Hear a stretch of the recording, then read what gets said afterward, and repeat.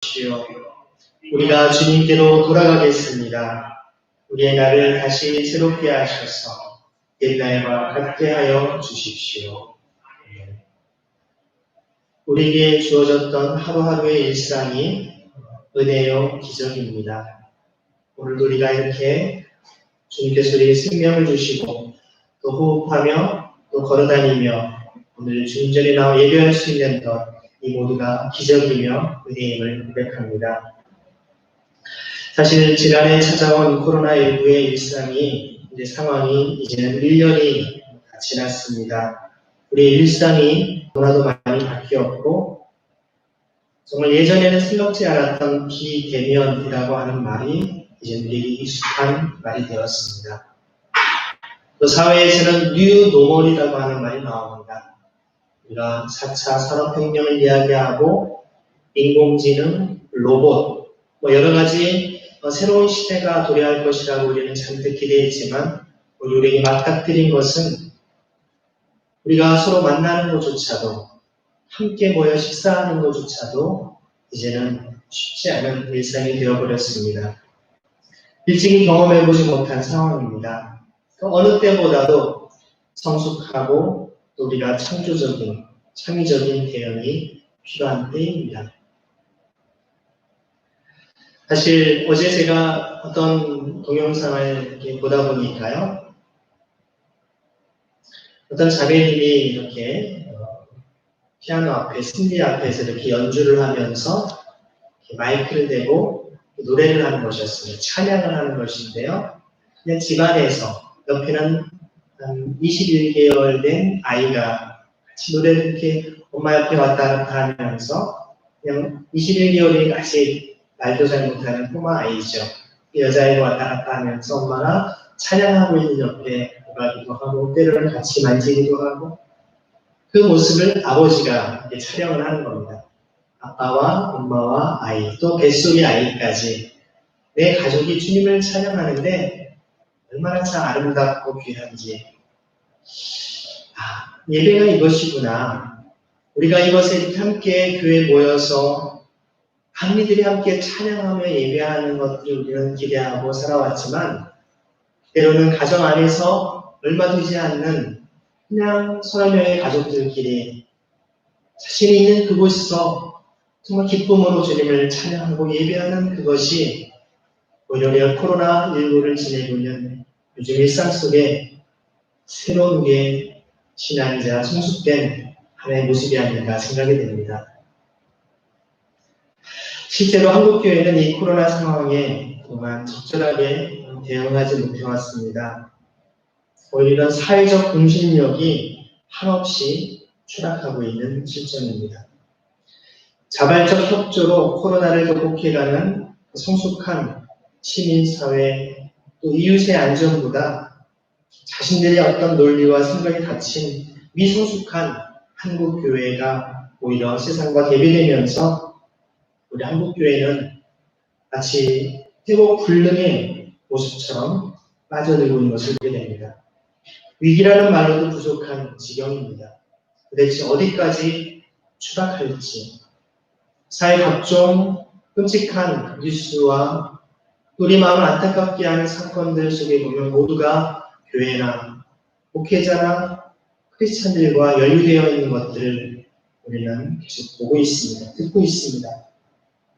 도대체 어떻게 해야 되는지.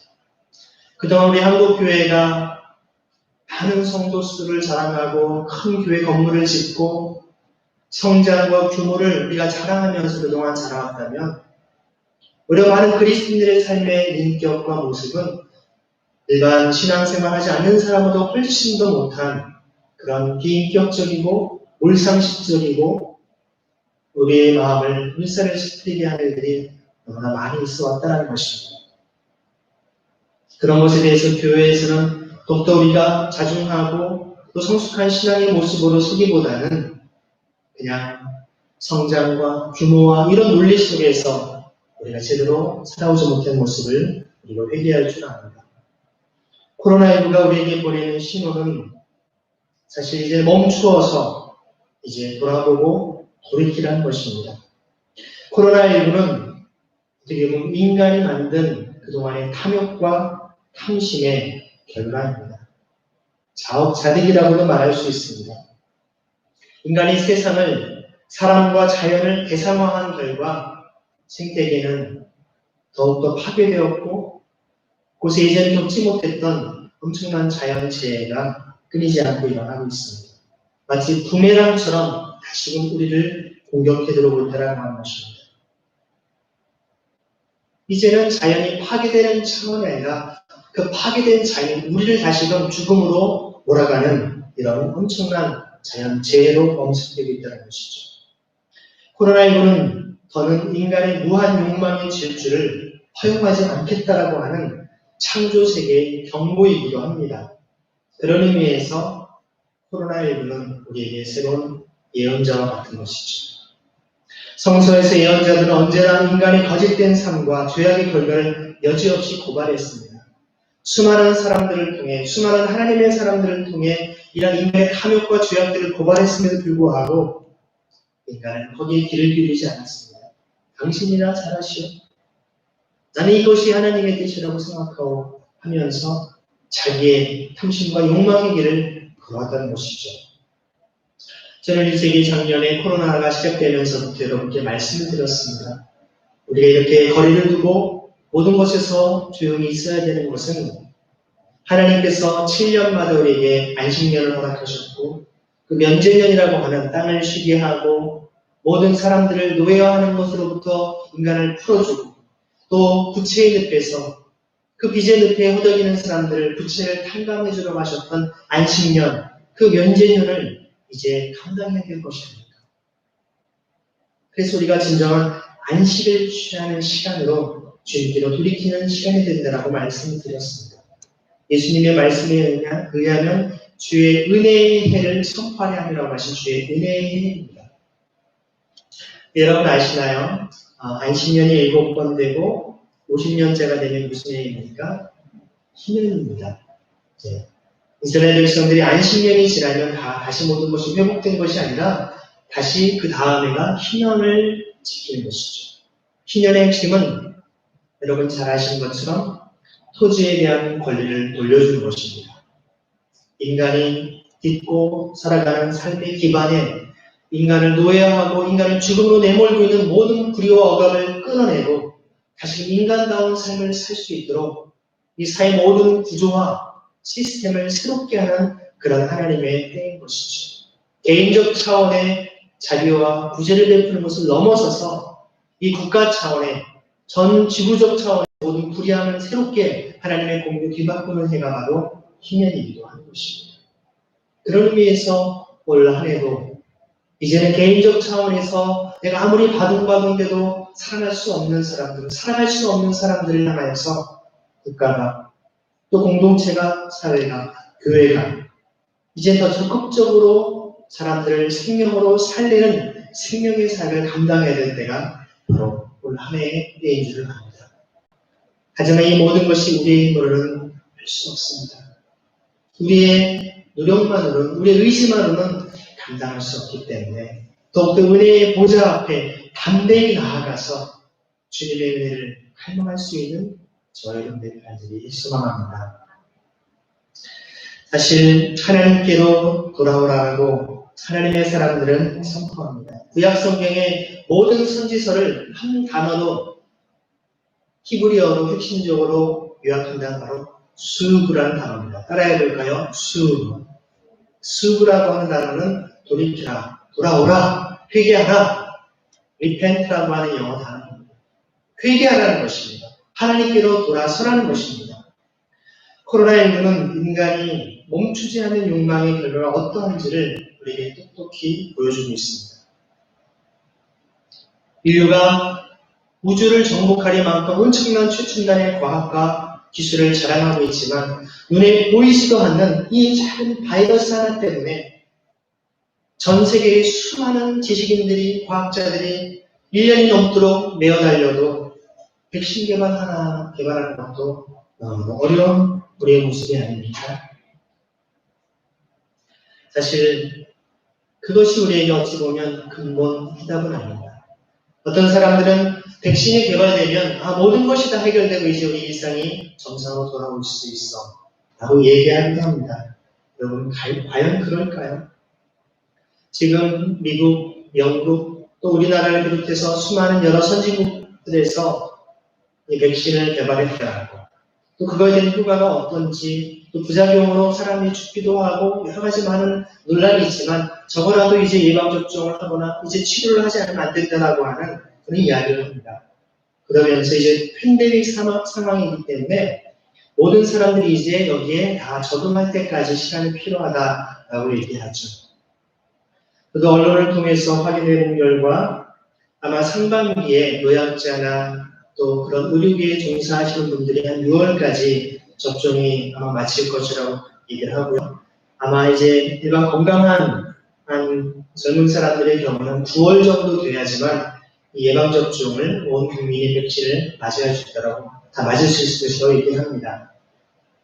그렇게 보면 실제로 이것이 항체가 이제 생기기까지는 한 11월 정도 돼야만 이제 정상적인 생활이 가능하다고 얘기합니다.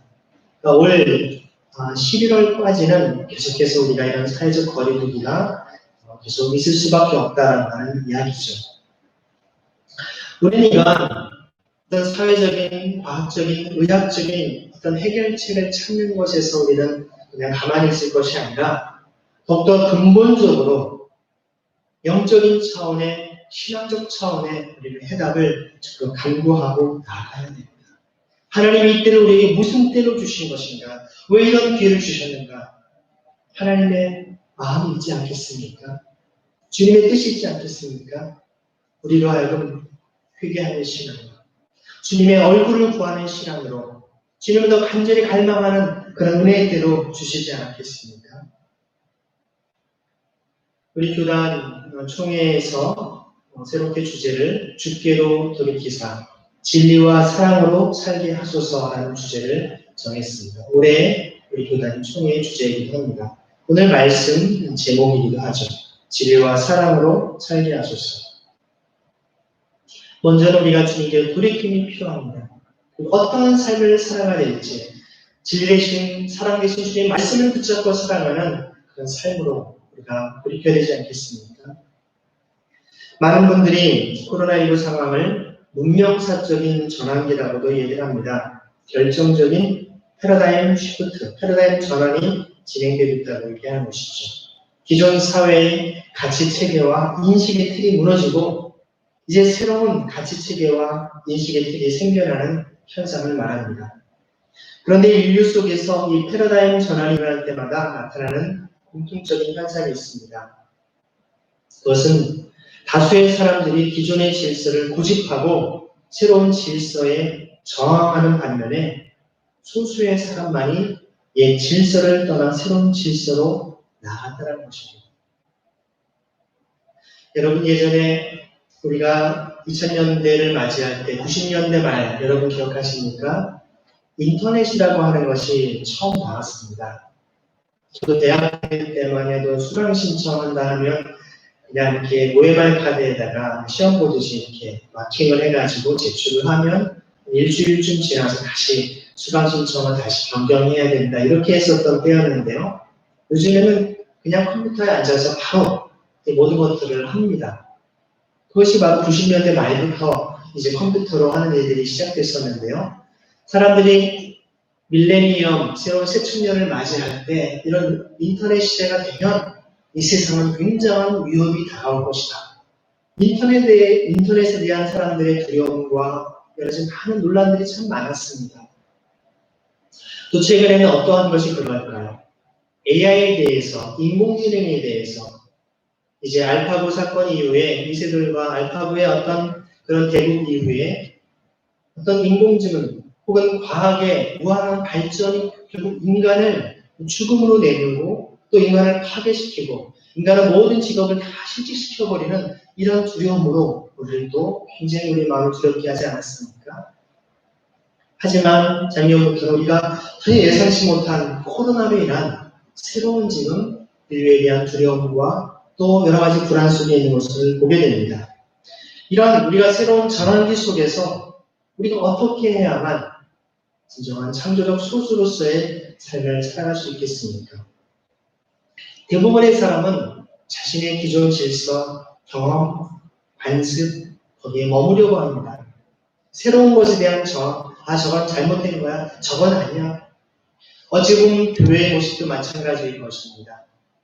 교회도 예전에 우리가 이렇게 공간에 모여서 같이 공예배를 드리는 것이 온전한 예배의 전형으로 우리는 보았지만, 이제는 우리가 예배의 형식, 또 방법, 또 우리 공동체의 모습을 어떻게 세워야 될지 전면적으로 새롭게 우리가 고민하지 않으면 안 되는 그런 시점에 와 있습니다. 하나님께서 우리에게 지혜를 주셔서 이 모든 상황 속에 새로운 주님의 지혜와 능력으로 이것을 감당하기를 소망합니다. 이런 물음에 대해서 오늘 본문 예레미야에가는 뭐라고 얘기합니까? 주님, 우리를 주님께로 돌이켜 주십시오. 라고 얘기합니다. 예전 성경에는 여호와여 우리를 주께로 돌이키소서라고 되어 있습니다. 그 돌이킴의 방향이 1차적으로는 주님께로입니다. 우리의 삶의 방향이 우리가 추구해왔던 성공과 우리 가족이 우리의 삶이 어떤 직장이 원했던 그 방향에서 주님께로 돌이키는 것이 우리 존재의 근원인 하나님께로 돌이키는 것이 가장 먼저라고 얘기하고 있습니다. 그래서 오늘 정말 주님께로 우리가 돌아갈 수 있도록 돌이킬 수 있도록 기도해야 됩니다. 그렇게 기도해야 되는 이유는 이 돌이킴의 주도권이 내가 아니라 하나님께 있기 때문에 그렇습니다. 언제나 여러분의 회개는 능동태가 아니라 수동태입니다. 내가 회개하는 것이 아니라 주님께서 나의 마음 가운데 성령 하나님의 탄식케 하심을 주셔서 우리를 회개케 하시는 것입니다. 성령 하나님께서 돌이킬 마음을 주셔야만 돌이킬 수가 있는 것입니다. 여러분 사실 우리가 누군가를 변화시키고 누군가를 뭔가 새롭게 하려고 아무리 노력하는데 그게 여러분 쉽습니까? 같이 사는 부부간에도 또 부모와 자식 간에도 아니 심지어 자기 자신도 자기가 마음 먹어도 그렇게 되지 않는 것이 우리 인간의 모습 아니겠습니까? 하지만 여러분 기억하십시오. 우리는 다른 사람을 변화시킬 수 없지만 주님은 가능하십니다. 주님께서는 성령 하나님께서는 우리의 마음을 새롭게 하시고 변화를 주셔서 하나님의 뜻대로 살아갈 수 있도록 힘과 능력을 주시는 분이시기 때문에 그렇습니다. 여러분 누가복음에 보면 형제에 대한 이야기가 나옵니다. 회개하면 항상 나오는 대명사처럼 불리는 사람이죠. 아버지를 떠나서 허랑방탕한 삶을 살았던 사람이었습니다. 어찌 보면 그의 죄의 근본은 허랑방탕한 삶이 아니었습니다. 그의 죄의 근본과 핵심은 아버지를 떠나서 아버지 없이 살아가는 삶이었기 때문에 그랬던 것이죠. 종종 말씀드린 대로 여러분 영생과 영벌의 차이는 똑같은 이터널 라이프입니다. 영원한 삶은 똑같습니다. 그런데 하나님과 함께하는 영원한 삶인지 아니면 하나님과 함께하지 않는 영원한 삶인지 그 차이점인 것이죠. 형제의 죄가 어떻게 해결됩니까? 그가 허랑방탕한 삶을 다 끊었기 때문에 해결이 된 것일까요? 아닙니다. 근본은 아버지를 떠올리고 아버지께로 돌이켜서 아버지 집으로 돌아왔을 때 그의 삶의 모든 문제는 근본적인 해결이 되었던 것을 보게 됩니다. 그저 먹고 살기 위해 살던 그의 인생에서 이제 아버지와의 관계를 다시 회복하고 돌아왔던 그 삶이 그에게 참된 회개의 시작이었던 것입니다. 오늘 우리 시대의 모든 문제의 근본적인 뿌리는 우리가 하나님을 떠나있기 때문에 그렇습니다. 하나님 없이도 내가 얼마든지 잘 살 수 있다라고 착각하며 살아가고 있는 것, 그것이 우리의 근본적인 죄입니다. 아니 오히려 하나님 없이 잘 사는 것이 그게 재앙이라고 하는 사실을 깨닫지 못하고 있는 영혼들이 얼마나 많습니다. 사단 마귀는 그것을 오히려 무기로 삼아서 그래 더 잘 살아봐, 더 행복해봐, 더 즐겁게 지내봐. 하나님 없이 결국에는 우리 영혼을 어디로 끌고 가려고 하는 그의 전략일까요? 하지만 하나님의 사람은 아무리 그것이 화려하고 아름다운 길이라 할지라도 편안함과 안락함을 주는 길이라 할지라도 아버지와 함께하는 길이 아니라고 한다면 이것이 죽음의 길이요 이것이 사망의 길을 깨닫고 돌이키는 것입니다. 나는 그 길에 설 수 없다고. 그 길은 주님이 원하시는 게 아니라.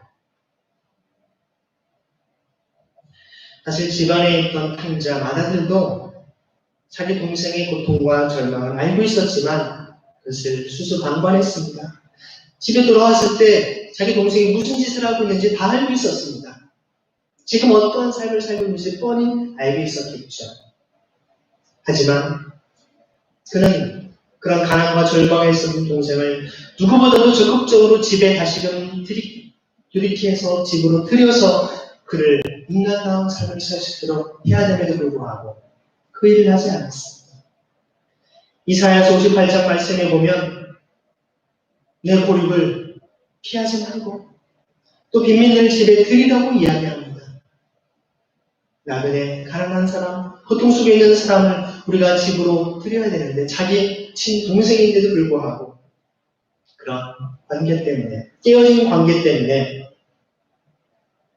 더 이웃보다도 못한 그런 비참함을 외면하고 살아왔던 것이죠. 여러분 사실 아버지가 계시지 않다면 그 형이 희년을 실천하는 고엘, 바로 기업 물을 자, 토지 무르는 자, 바로 금족이 아니겠습니까? 예수님께서 우리에게 구속, 곧 죄사함의 구속자가 되신 것처럼 구속이라는 단어가 고엘이라는 단어죠. 우리도 가난과 절망 속에 있는 이들, 아픔과 고통 속에 있는 이들을 향한 구속자, 고엘의 십자가를 짊어져야 되는 것입니다. 신세아 부조라고 하는 성공의 여성 사제가 있었습니다. 그는 이렇게 말합니다. 우리가 절망에 빠지는 것은 외부의 절망적인 여건 때문이 아니라 우리가 우리의 내면의 가장 깊은 곳과 연결되어 사는 법을 알지 못하기 때문이다 라고 얘기를 합니다. 우리가 살면서 분노하고 실망하는 것은요, 내 삶의 환경 때문이 아니라 내가 내 안에 깊은 곳과 연결되어 사는 법을 알지 못하기 때문이라는 것이죠. 똑같은 상황에서 어떤 사람은 분노하지 않습니다. 화내지 않습니다. 오히려 그 속에서도 감사하고 평안과 기쁨을 유지할 수 있는데 어떤 사람은 조금만 건드려도 폭발하고 화나고 분노하는 사람들이 있죠. 정말 그는 계속해서 이렇게 얘기합니다. 하나님은 우리 내면 가장 깊은 곳에 계시는데 하나님은 거기에 아무리 사용해도 보관되지 않는 자비와 사랑의 샘을 마련해 놓으셨다는 것입니다. 우리는 그 샘을 마시며 살아야 한다. 거기가 우리가 돌아가야 할 고향이다 라고 얘기했습니다. 그렇습니다. 하나님께로 돌아가야 할 이 삭막하고 불확실한 시대, 사랑의 샘, 자비의 샘, 진리의 샘을 마시고 그 사랑과 진리의 힘으로 우리는 살아갈 수 있지 않겠습니까? 지금 코로나19 상황은 우리의 본래의 자리, 우리의 고향으로, 원래의 창조의 질서에로 하나님께로 돌아가라고 하는 신호인 것이죠. 우리 교회와 또 우리 교단 역시도 나름대로 이러한 상황들을 어떻게 극복할지를 많은 고민 속에서 함께 대처하고 있습니다.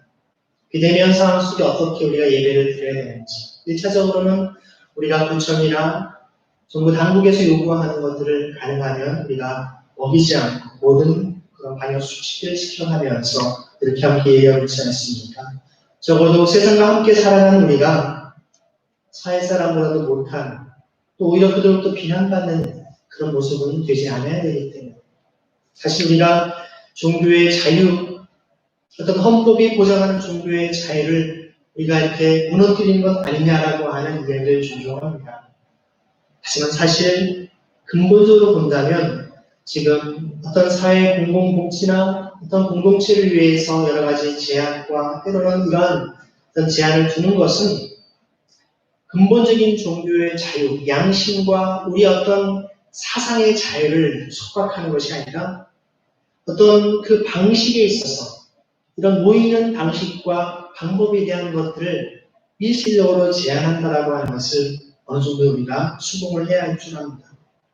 하지만 오히려 이런 것들을 악용하고 역이용해서 정치화하고 교회를 더 음해하려고 하는 것이 있다면 단호하게 우리는 저항해야겠지만 이웃의 아픔과 고통이 더 이상 확산되지 않도록 우리가 더 주의하고 사랑의 배려로 우리가 잘 반영을 시키는 것은 그리스도인으로서 사랑을 실천하는 올바른 자세인 것입니다.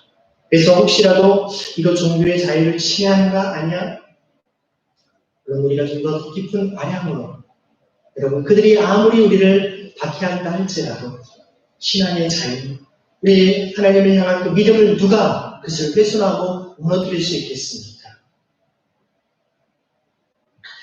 사실 우리의 삶 속에 우리가 이러한 그러한 어려움 속에서 우리의 존재의 근원인 하나님께로 우리가 돌이킬 때 우리에 있는 문제가 무엇인지를 다시금 볼 수 있는 그런 관점이 필요할 줄 압니다.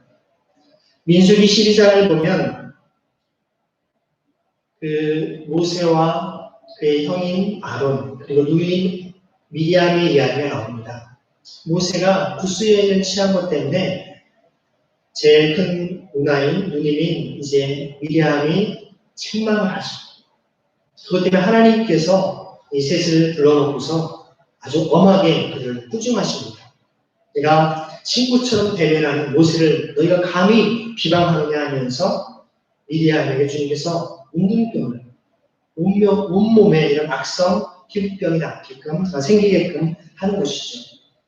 실제로 민수기 12장 15절과 16절에 보면 이 백성은 미리암이 돌아올 때까지 행군을 하지 않고 멈추게 됩니다.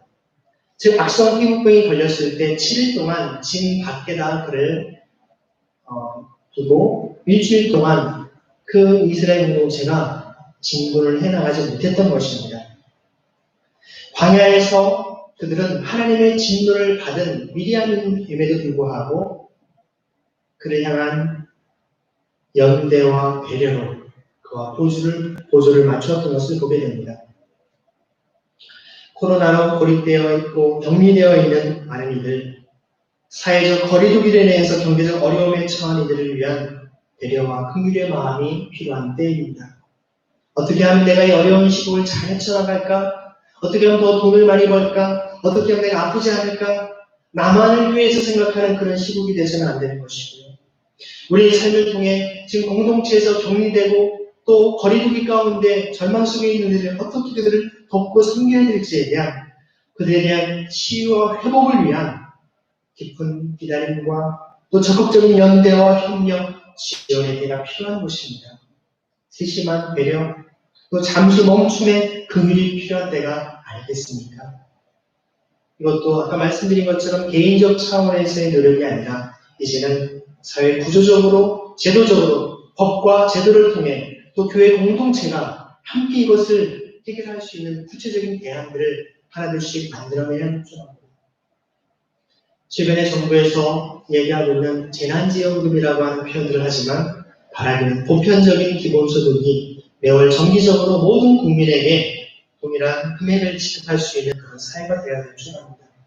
그것은 비단 우리 한국에서뿐만이 아니라 많은 서구 선진국가에서도 이런 보편적인 기본소득에 대한 논의들이 논의되고 있는데요. 이런 것들을 통하여서 지금 사회 곳곳에 정말 복지의 사각지대에서 죽어온 일의 안타까운 소식이 더 이상 일어나지 않도록 함께 제도화하고 노력하는데 교회와 시민단체가 마음을 모아야 될 줄 압니다. 주께로 돌이켜서 진리와 사랑으로 살게 하소서라고 하는 이 주제의 말씀. 사실 요한일서에도 보면 요한일서의 서원에도 보면 이 말씀이 있습니다. 그리스도의 진리를 그리스도의 사랑에서 발견하게 되죠. 요한의 복음은 바로 진리와 사랑으로 압축된다라고 말할 수 있습니다. 바로 그것은 예수 그리스도를 상징하는 것이죠. 진리와 사랑으로 살게 하소서라고 하는 것은 예수 그리스도로 사랑한다라고 하는 것입니다. 복음으로 사랑한다라고 하는 것입니다. 너희 안에 그 마음을 품으라고 그리스도 예수의 마음이라고 한 그리스도의 마음으로 주님의 마음으로 살아가는 것입니다. 그래서 주님의 마음으로 삶을 살아가고 주님을 세상에 보여주는 삶인 것이죠. 세상은 교회를 통해서 예수 그리스도의 삶을 보고 싶어 합니다. 세상은 교회 우리 그리스도인을 통해서 걸어다니는 예수님을 보고 싶어하는 것이죠. 결국 주님께로 돌이켜서 사랑과 진리의 삶을 산다라고 하는 것은 예수 그리스도를 따라 살아가는 삶입니다. 그것은 인간을 고통 속에서 지와 절망에서 구원하는 역동적인 삶이기도 합니다. 그렇기 때문에 주님께로 돌이키는 회개는 뼈를 깎는 고통의 시간입니다. 하지만 고통만으로 끝나지 않습니다. 단순한 자기 회한이 아닙니다. 그것은 바로 부활하신 예수 그리스도로 살아가는 세상에 기쁨과 희망을 주는 역동적인 삶인 것입니다. 주님이 함께 하시는 삶의 기쁨이 이러는 것이구나. 주님이 함께 하시면 저런 은혜와 평안이 있구나. 여러분을 통해서 세상 사람들은 주님을 만날 수 있는 것입니다.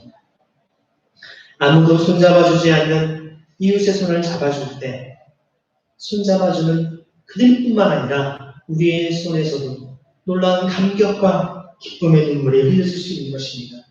내 지갑을 열어서 아낌없이 내 것을 나눌 때 그것을 받는 사람만이 아니라 받는 기쁨보다 주는 그 기쁨이 더 기쁘고 큰 기쁨을 우리는 경험할 수가 있는 것입니다. 이전에 맛보지 못한, 상상하지 못한 행복과 은혜가 밀려오는 것입니다. 이것이 회개, 즉 패러다임의 전환이 주는 은총이요 일상 속에서 경험하는 복음의 시작입니다. 사랑하는 인진교회 성도 여러분, 그렇기 때문에 돌이킨 회개는 고통스러운 일이 아닙니다. 삶의 변화가 주는 기쁨으로 우리를 인도하는 놀라운 은혜의 자리인 것입니다. 그래서 주님께로 돌이켜서 사랑과 진리로 살아가는 삶은, 방향전환의 삶은 우리에게 잃어버린 기쁨을 회복하게 하는 길인 것입니다. 예레미야 5장 21절 말씀에 정말 우리가 주님께로 돌이키소서 얘기하면서 또 후반전에 뭐라고 합니까? 우리가 주님께로 돌아가겠습니다. 우리의 날을 다시 새롭게 하셔서 옛날과 같게 하여 주십시오. 여기에 보면 실제로 어떤 옛날과 같게 해주십시오 라고 표현하는데, 옛날은 무엇일까요? 그것은 어찌 보면 그 출발의 자리, 주님을 향한 첫사랑과 은혜를 누렸던 감격의 그 자리가 아니겠습니까? 우리 주님을 만났던 그 감격과 은혜의 그 마음과 그때 놀라운 감격들을 주님이 회복하기 원하십니다.